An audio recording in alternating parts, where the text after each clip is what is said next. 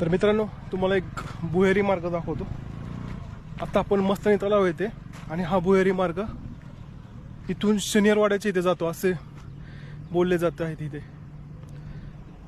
बघू शकताय तुम्ही.